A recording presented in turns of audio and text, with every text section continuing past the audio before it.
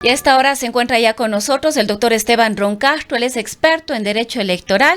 Doctor Ron, muy buenos días. Gracias por acompañarnos. Pues sería importante iniciar este diálogo precisamente con lo acontecido recientemente en relación al movimiento amigo que se estaría quedando fuera de este proceso electoral luego de esta resolución del Tribunal Contencioso Electoral. Le damos la bienvenida.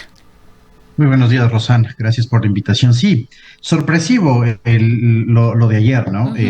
De hecho, me queda para la anécdota porque mientras estaba en otro espacio de entrevistas, sale la resolución y se la publica y nos tocó analizar en ese momento. Bueno, ¿qué es lo que sucede con el tema del movimiento amigo? Es que tiene la misma figura que le sucedió a la Revolución Ciudadana como organización política en cuanto a una suspensión de actividad, es decir, una suspensión general de actividad, Rosana, respecto a la organización política y sobre la base de un pedido del fiscal general del Estado. Obviamente todo esto tiene la respectiva legalidad, es un tema que prevé el Código de la Democracia, no es algo nuevo en el Código de la Democracia, ha existido desde siempre en el Código de la Democracia, Uh-huh. pero creo que aquí llaman dos cosas la atención. La primera de ellas, Rosana, es el timing político, lo que les gusta decir a los analistas como los tiempos adecuados en los cuales se toma este tipo de decisión, que es justamente cuando se cierra la posibilidad de realizar alianzas electorales. ¿De acuerdo? Y la segunda es el tema de que es una investigación con carácter reservado. ¿Por qué te digo Uh-huh. esto? Porque cuando se dio la resolución respecto a la Revolución Ciudadana, por lo menos se tenía el conocimiento de que era una investigación por posibles delitos, y había una especificación de los mismos, sobre la base de las delaciones que había realizado Santiago Díaz Asque. En este sentido, no se sabe absolutamente nada respecto al movimiento amigo, y es eso lo que genera las dudas y las respectivas reacciones que han tenido los miembros de la RC que iban a ser alojados como candidatos y que iban a utilizar amigo como su plataforma política en estas elecciones seccionales. Además, hay otro antecedente, doctor Ron, en este sentido, que es lo que ocurrió con Pavel Muñoz también, que había la expectativa de qué es lo que va a pasar con esta denuncia que también estaba en manos del contencioso electoral. Pues a la final se decía que Pavel Muñoz sí va entonces a participar en este proceso electoral, pero que 24 horas antes de esta nueva resolución que prácticamente le dejaría a Pavel Muñoz sin organización política. Mira, lo de Pavel Muñoz era muy extralimitado de forma jurídica, Rosana. O sea, realmente si es que eso sucedía, era maniatar, y se lo digo sin ningún problema, el sistema de administración justicia en el ámbito electoral. ¿Por qué te digo? Porque lo que existió fue una denuncia por posible violencia política de género que no existió. Ya lo puedo decir así porque la sentencia así lo estableció. Y esta sentencia, perdón, fue de diciembre del año 2025. Uh-huh. Se la apela, no se sabe el fundamento de la apelación y se la conoce solo ahora, nuevamente ese timing político, es decir, Uh-huh. el tribunal se la tenía guardada y creo que el tribunal fue, creo que al menos cauteloso en ese sentido y no se metió dentro de este mangoneo del sistema de administración de justicia, y te digo porque hubiese sido demasiado forzado. La denuncia se basaba básicamente en que una concejala suplente no se pudo principalizar por violencia política de género. Eso no sucede, no hay una configuración en ese sentido, y el Tribunal Contencioso Electoral tiene dos líneas jurisprudenciales súper importantes en el ámbito de violencia política de género que te la resumo en dos cosas. Uno, actuaciones secuenciadas en contra del detrimento de la persona por el hecho de ser mujer.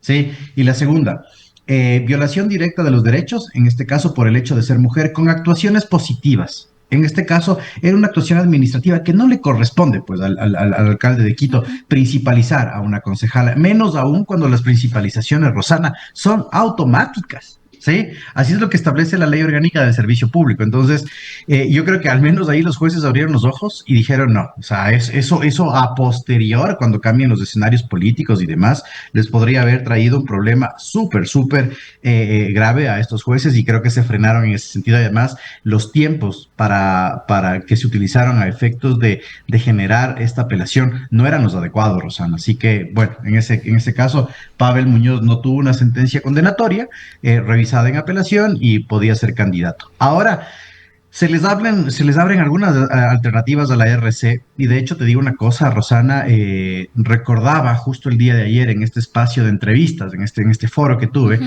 y uno de los analistas señalaba algo muy importante y es que Gabriela Rivadeneira en su momento, como presidenta de la RC, señaló que ellos tenían el plan B, el plan C y el plan Z. Entonces ujú. yo creo que la RC sí se podía, o mejor dicho, pudo haber hecho la previsión de que algo así podía suceder Ujú. con Movimiento Amigo, porque el Movimiento Amigo tampoco es una plataforma estable y recordemos que su ex líder y su director, presidente, la figura que determina el estatuto, también tenía problemas con la justicia, pues el ex Ujú. asambleísta Mendoza. Entonces yo creo que la RC sí tuvo una previsión y por eso los acercamientos, por ejemplo, al Partido Socialista. Ujú. Ahora, doctor Ron, aquí hay otro tema que vale la pena analizar. ¿Quiénes van a participar en este proceso electoral? Los correístas que van a participar en este proceso electoral tenían que haber renunciado a su afiliación a la Revolución Ciudadana para participar, por ejemplo, con el Partido Socialista Ecuatoriano. Aquí teníamos dos casos. El actual prefecto provincial de la SUAY, del sector del correísmo, en una alianza con el Partido Socialista Ecuatoriano, será candidato a la alcaldía, pero también había el sector del correísmo con Iván Abril, que es actual concejal de la Revolución Ciudadana, con el Movimiento Amigo como precandidato a la alcaldía de Cuenca. Pero yo pregunto, ¿todos ellos debían renunciar si estaban afiliados a la Revolución Ciudadana? ¿Deben hacerlo para poder participar en esta alianza? Porque como Revolución Ciudadana está suspendido y eso implicaría que no podrían participar, no podrían hacer alianzas como organización política. Es una excelente pregunta, Rosana. A ver, ¿qué es lo que sucede y lo que determina el Código de la Democracia respecto de los cambios de filiación previa a una candidatura? La primera circunstancia, ay, perdón, mil disculpas. La primera circunstancia es la que ya sucedió dentro de las filas de la Revolución Ciudadana cuando esta fue suspendida. Es decir, la renuncia directa de los afiliados, ojo, perdón, de los adheridos, ¿sí? Las organizaciones políticas tienen la figura de afiliación o adhesión dependiendo de la naturaleza y para poder candidatizarse a o con otra organización política, como ya no había el tema de la autorización que debía entregar el representante de la Revolución Ciudadana por cuanto estaba suspendido, debían haber renunciado a dicha afiliación. Esa afiliación no tiene una delimitación temporal, pero básicamente perdían dicha afiliación o esa adhesión a las organizaciones políticas. Cuando existen alianzas electorales, ¿sí? Cuando existen alianzas electorales, digamos que se forma una nueva organización política. Es decir, la afiliación política viene a ser compartida entre dos organizaciones políticas Uh y -huh. no es necesario, Rosana, que tengan la afiliación a ninguna de ellas, porque en el Ecuador, recuerda tú que existe el tema de los candidatos invitados, es decir, puede cualquier persona, sí, puede Rosana Encalada, Esteban Ron, podemos ir a cualquier organización política y si la organización política decide aceptarnos dentro de sus candidaturas, utilizamos la figura de candidatos invitados. Solo existe la restricción temporal en este caso de desafiliación o desadhesión, si es que la organización política estaría vigente. En este caso, la Revolución Ciudadana, al estar suspendida, no puede ejercer ni siquiera militancia o adherencia. Entonces, no pasaría absolutamente nada. Con la renuncia sería absolutamente suficiente para poder candidatizarse. Ahora, mira, hay un tema, ¿no? Lo que te decía es que la Revolución Ciudadana todavía le queda una forma, ¿sí? Para candidatizar estratégicamente a sus figuras con otras organizaciones políticas. ¿Ya? Y con esto no es que quiera dar ideas a los actores políticos, pero queda una sola forma, ¿no? Que es básicamente utilizar la misma figura que ADN utilizó en Guayas, Guayaquil, San Borondón. Recordemos que de las primarias de ADN se tuvo al candidato Nils Olsen, ¿no es cierto? Y a la candidata Ariana Burgos en Guayaquil y San Borondón respectivamente. Y solo a días, esta semana que termina, hay este cambio, ¿no es cierto? Olsen pasa a San Borondón y entra una actora política, Cintia Viteri, de candidata a la alcaldía. Y ojo que ella fue escogida en las primarias de Centro Democrático. ¿Qué Uh es lo que -huh. hicieron los dos? Renunciaron a sus candidaturas, ¿sí? Y cuando se renuncia a su candidatura interna, todavía no inscrita, la dirigencia de la organización política tiene la factibilidad de hacer el cambio de candidato. Entonces, ¿qué es lo que tendría que hacer la RC ahora? Y yo creo que sí han hecho la previsión de este escenario, ¿sí? En candidaturas estratégicas, ¿sí? El candidato que haya sido elegido por, digamos, el Partido Socialista tendría que renunciar, ¿sí? A esta candidatura y previamente y con esta renuncia, aceptar un cambio de candidato de último momento. ¿Todavía se puede hacer eso? Sí. ¿Que tienen que tener el cuidado reglamentario y estatutario? Sí, pero yo creo que ahora lo que hará la Revolución Ciudadana es tener pocas candidaturas, pero candidaturas estratégicas. Ahora, doctor Ron, aquí me entra a mí otra duda. Una persona Claro. que no participó en ningún proceso de primarias o no fue elegido en ningún proceso de primarias dentro de ninguna organización política, en estos procesos de alianza, que vale la pena decir, hoy es el último día de plazo para registrar las alianzas en el Consejo Nacional Electoral, ¿puede salir como candidato? ¿Puede resultar siendo candidato? Siempre y cuando haya la renuncia o el cambio por revisión del Consejo Nacional Electoral. Esas son las Aunque dos no haya únicas participado alternativas. en ningún proceso de primarias. Así es, esa es una norma bypass que tiene lamentablemente el Código de la Democracia, el Reglamento de Democracia Interna, y si los estatutos de la organización política así lo prevén, sí pueden hacer esto.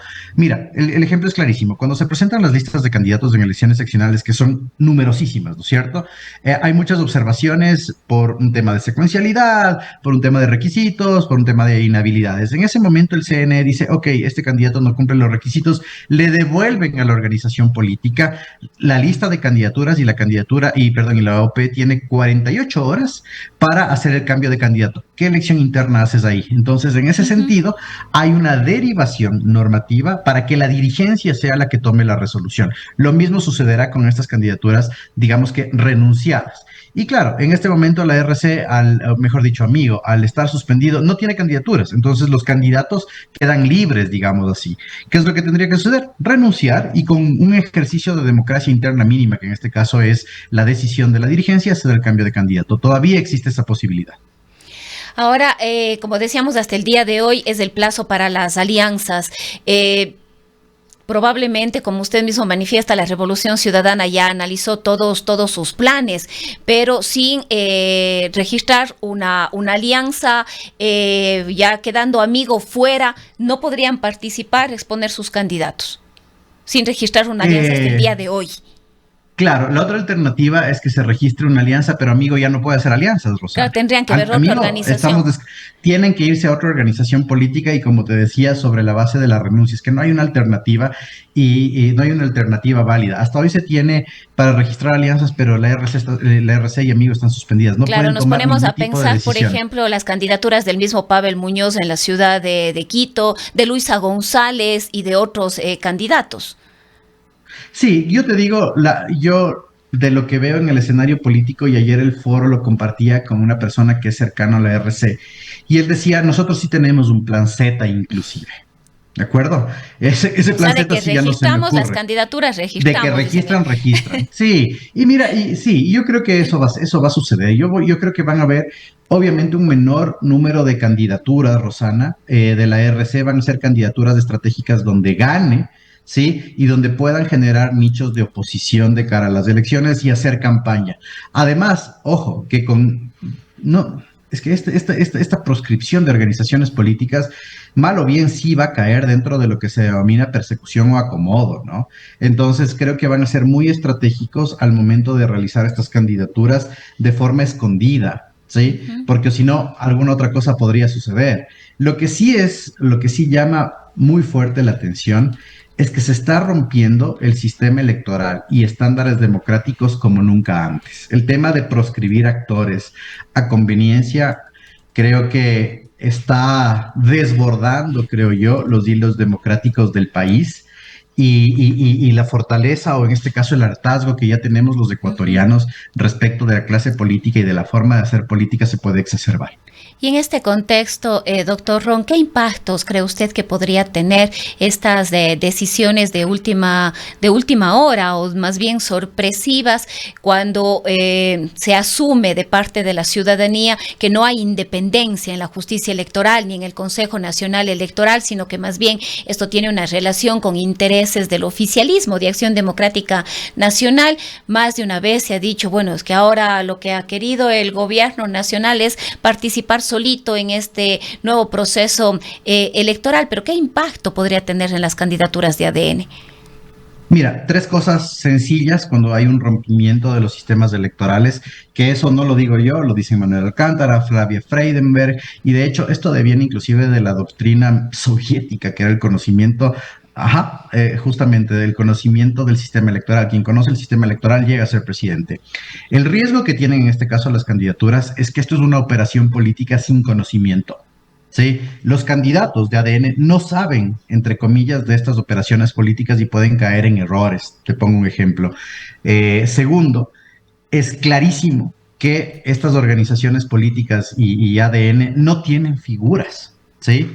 Y que sus mediciones y sus mediciones internas previo a las candidaturas no les favorecen en el ámbito votacional. Lo de Olsen y Viteri es clarísimo. Lo que pasa con Uvidia en Quito es clarísimo. Hay una campaña gigantesca en Quito a través de la virtualidad diciendo quién es Giovanna Uvidia, porque realmente en el medio ambiente político quiteño no se la conoce. Se la conoce quienes estamos en la esfera de la opinión pública porque es la directora del Seguro Social Campesino, pero hasta ahí, nada más, ¿no? Entonces, ese desconocimiento de las reglas y ese desconocimiento de la operación política puede ser que estos cometan errores. Y el otro tema que sí te digo que podría ser ya una proscripción pero de carácter social, Rosana, es del hartazgo y que la gente busque terceras vías. Y yo siempre digo algo, recordemos que Daniel Noboa, sí, fue tercera vía. Sí, el presidente Noboa llegó por un hartazgo a la lucha de organizaciones políticas hegemónicas como un tercero que no estaba en el panorama, ¿sí? Así que parece que ADN se está olvidando de eso, pero ¿no? ¿cuánto de esto, digamos, llega al territorio? Porque quizás en una elección presidencial es mucho más claro, ¿no? Pero ¿cómo se organizan y reorganizan los movimientos o políticos y la política en territorio? Quizás es un poco distinto. Absolutamente distinto. Ahí vamos a ver qué organizaciones políticas tienen fuerza en su dirigencia territorial, ¿sí? Y mira, por ejemplo, la RC tiene fuerza territorial en sectores estratégicos del país donde todavía conserva el voto duro y podrían hacer una campaña boca a boca, inclusive para votaciones en nulo o llegar a señalar este es nuestro candidato. Ojo que en esos movimientos de la RC históricamente no le ha ido bien, pero por lo menos sacó votación y llegaron a curules en elecciones previas, ¿sí? Perdón, a concejalías y alcaldías en elecciones previas. Pero depende mucho de la habilidad de la dirigencia y considerando, Rosana, que ADN todavía es un fenómeno en construcción, ¿no? No sé quién sea el dirigente de ADN en Azuay, pero la dirigente en ADN en Pichincha es la ministra de Gobierno y poca acción tiene la señora. Entonces, todavía esos espacios se van construyendo. Bien, doctor Ron, en honor al tiempo, quizás una última inquietud, más bien a manera de reflexión respecto de qué es lo que vamos a ver los ecuatorianos en los próximos días. Ya prácticamente se avecinan las elecciones en noviembre y tendremos ya candidatos y candidatas fijas en los próximos días. A ver, yo creo que las elecciones de noviembre, en primer lugar, vienen o van a ser y van a pasar a los libros de la historia de los sistemas jurídicos y de los sistemas políticos. Sí, eso es la primera cosa. Son un clivaje porque son unas elecciones absolutamente atípicas con cambio de calendario, con proscripción de dos organizaciones políticas y con un fenómeno en construcción. Es decir, vamos a hacer el laboratorio electoral ecuatoriano una vez más, vamos a ser pues estudiado. Segunda cosa que tiene que ser muy importante es que cuando existe una manipulación al sistema electoral y al sistema de justicia, las únicas personas que pueden hacer un cambio social somos los electores, ¿sí? Y yo no soy quien para hacer un llamado social, pero creo que los electores tenemos para estas elecciones en particular un llamado social fortísimo, que es un voto elocuente, no un voto polarizado, ¿sí? Sino buscar un candidato, compaginar su plan de gobierno, ver si el plan de gobierno es materializable y tomar una decisión en este punto de carácter individual y ya no político partidario.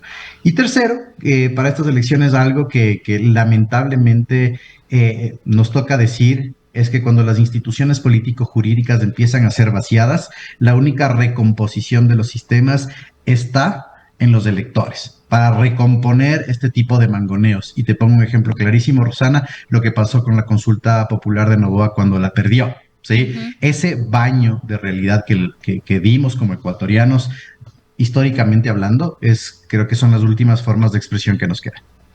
Bien, queremos agradecerle, doctor Ron, por habernos acompañado esta mañana. Muy bien, muchas gracias, Rosana. Gran día. Ha sido el doctor Esteban Ron Castro, catedrático universitario experto en Derecho Electoral. Son las 8:56.